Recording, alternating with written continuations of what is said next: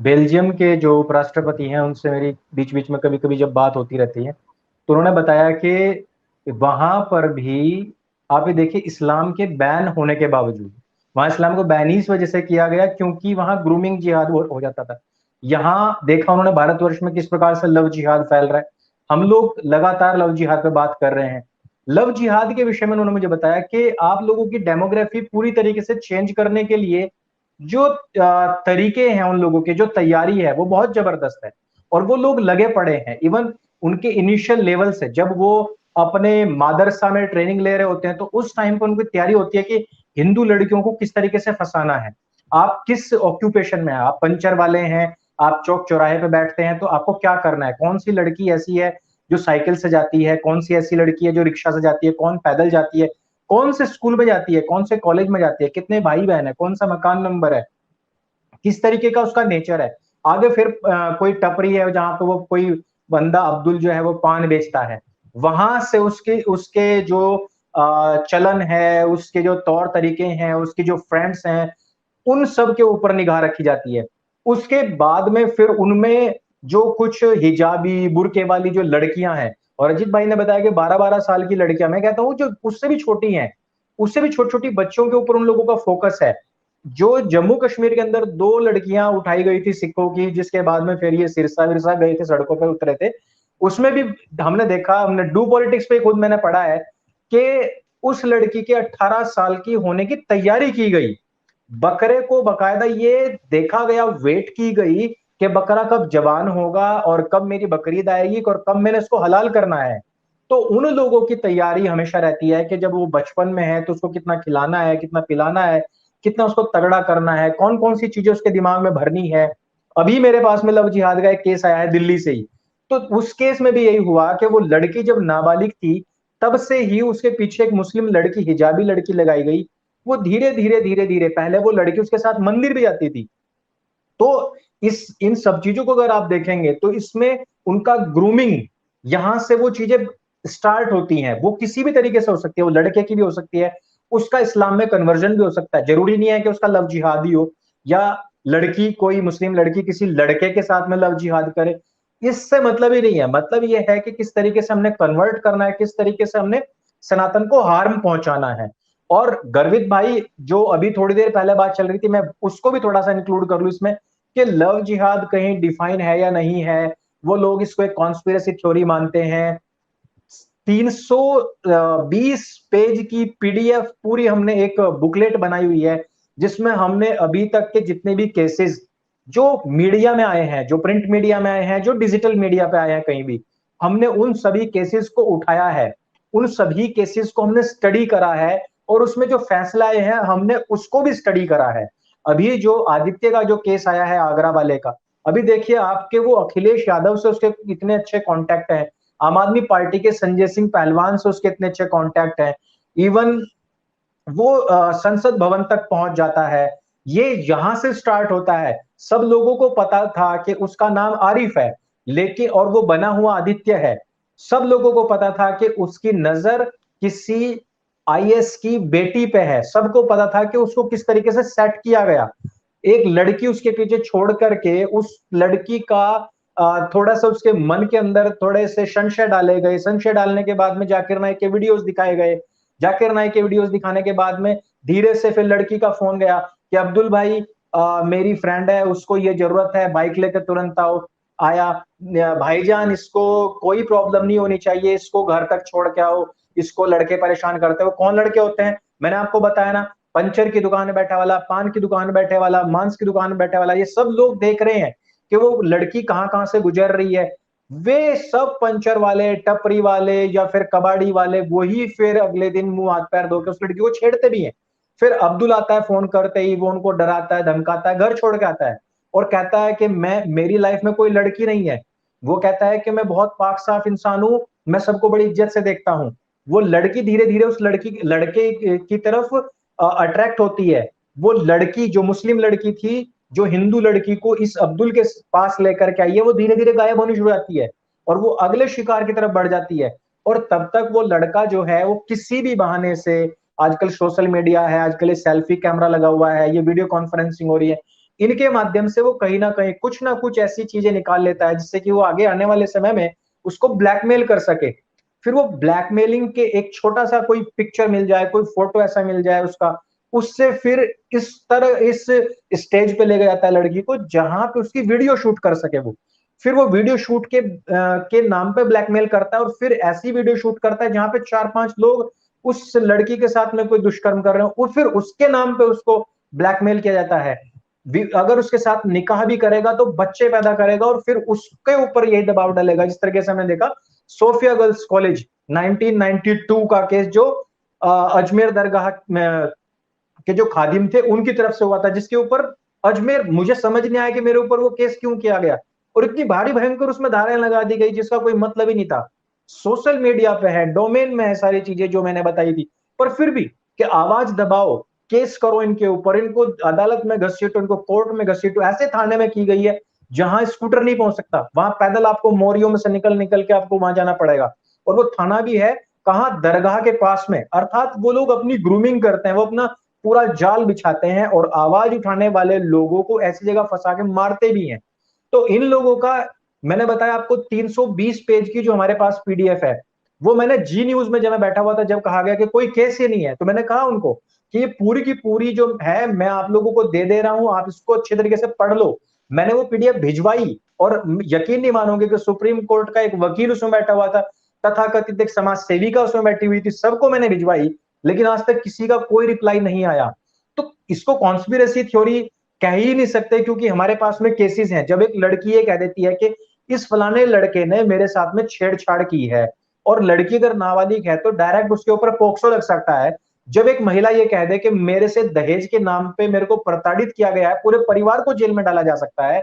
जब एक व्यक्ति जिसने कि खुद ही किसी व्यक्ति को प्रताड़ित किया हो और खुद ही अपने सिर में ईंट मार के वो कह दे कि हम क्योंकि SC ST हैं इसलिए हमको जाति सूचक शब्द कहे गए, और अदालत उठा करके उन लोगों को जेल में सड़ा देती है, विष्णु जैसे लोगों को, विष्णु तिवारी जैसे लोगों को 20-20 साल की सजा हो जाती है, बेगुनाह लोगों को सजा हो सकती है। तो जहां पर हमारे पास सैकड़ों केसेज हैं, सैकड़ों ऐसी लड़कियां हैं जो खुद कह रही हैं हमारे साथ में लव जिहाद हुआ है, हमारे साथ में नाम छिपा करके सब काम हुए हैं, बाकायदा पूरी प्लानिंग करी गई है, इसकी व्यू रचना की गई है, इसके लिए बाकायदा मौलवियों की तैयारियां थी। हमारे निकाह के बाद में हमें पता लगा, सबसे बड़ी चीज गर्वित भाई इसमें यह होता है कि शुरुआत में वो थाली पकड़ के आपके मंदिर तक भी जाएगा, लेकिन जैसे ही बच्चा हो जाता है तो बच्चा ये ट्रेनिंग दी जाती है बकायदा कि लड़का या लड़की, कोई बच्चा हो जाए एक बार, अगर लड़का होता है तो बेटर है, अगर उसको लड़का हो गया तो उसके बाद में उसको मतांतरित करना बहुत आसान है, क्योंकि वो बेटे को छोड़ के कहीं नहीं जाएगी। समझ रहे हो आप?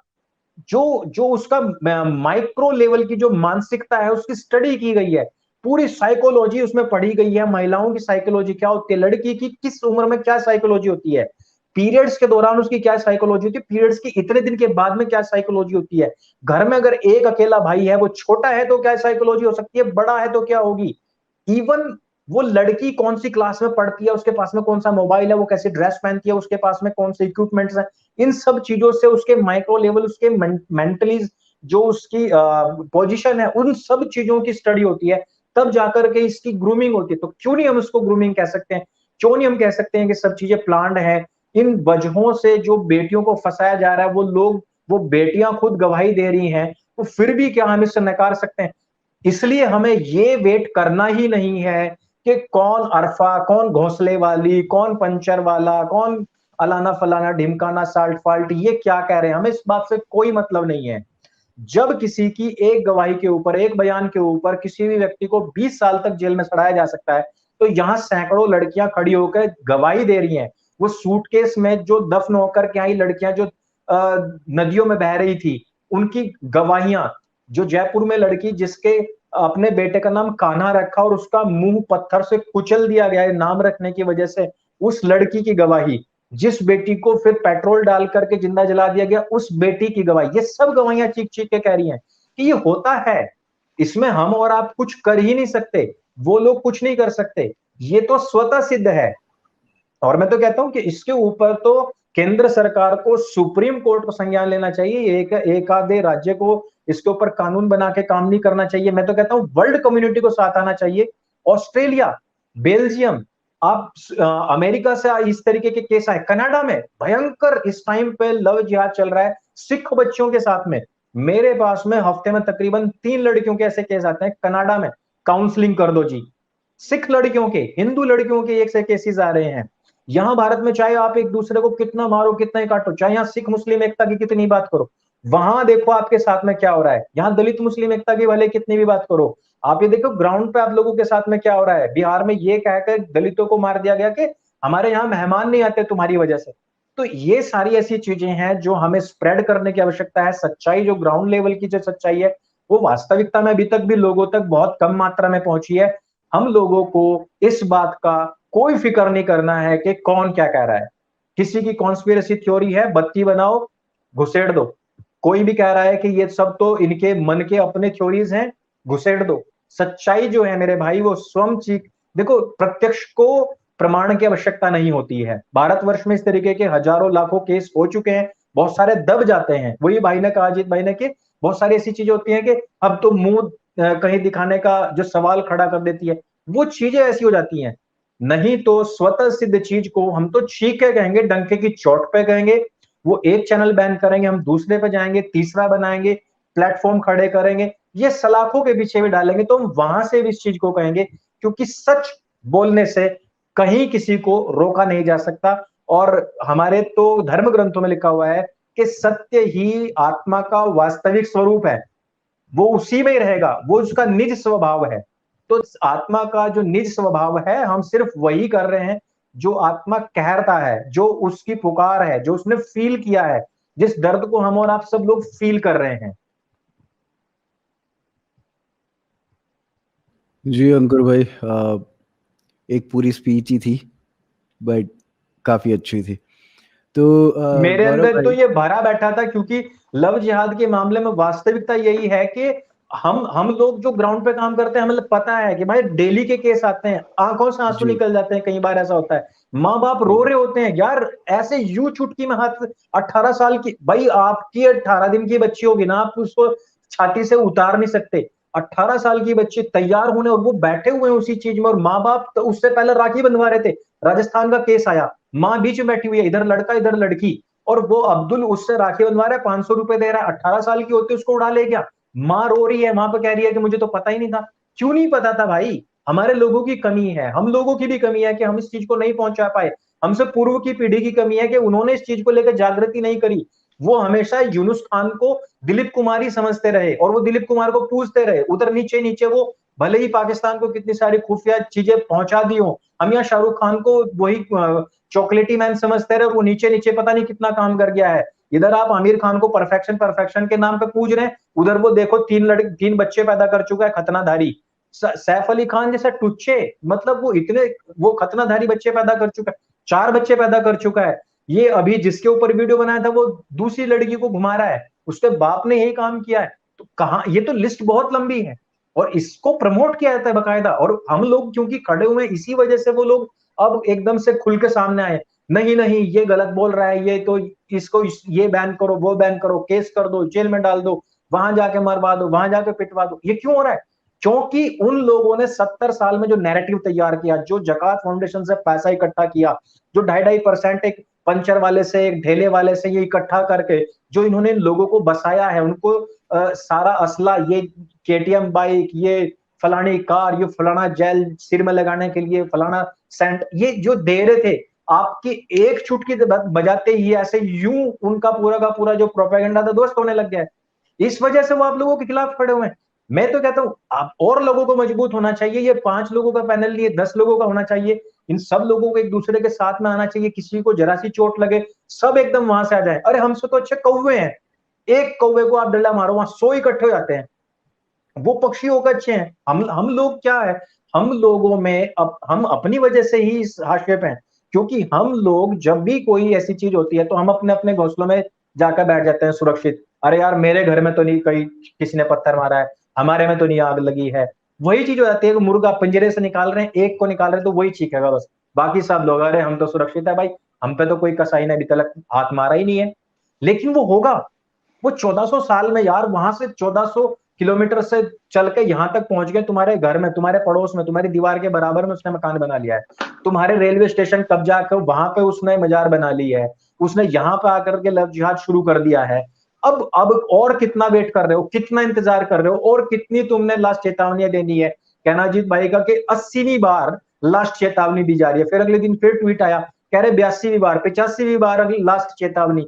तो हम हिंदुओं का भी यही हाल है एक्चुअली, कि हम लास्ट चेतावनी दे रहे हैं, फिर से लास्ट चेतावनी दे रहे हैं, फिर लास्ट चेतावनी दे रहे हैं। भाई कुछ एक्ट भी कर लो, कुछ जमीन पर उतर का काम कर लो, अपनी बहन बेटियों से, बच्चियों से बात करो, बात करो उनके साथ में, कि जब आप घर में अपने किसी मक्खी को, किसी मच्छर तक को नहीं मार सकते, वहां तो तुम्हारा जब 3 साल का बच्चा होगा तो बकरा काट के तो उसका खून उसके चेहरे पर लगाया जाएगा, क्योंकि तो उनके यहाँ पे सुन्नत है। ऐसे टाइम में तेरी क्या स्थिति होगी।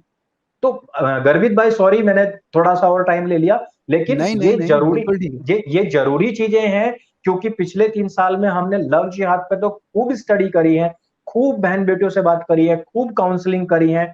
इन सब चीजों से हमें यही पता लगता है कि ये जो कुछ भी हो रहा है ये आप लोगों के लिए मेडल है। बैन लगता है मेडल है, सस्पेंड होते हो मेडल है, आपके ऊपर एफआईआर होती है मेडल है, क्योंकि आपकी ईंट जो आपने उस सुअर को मारी है वो सही जगह पे लगी है, इसी वजह से उधर से प्रतिक्रिया आई है।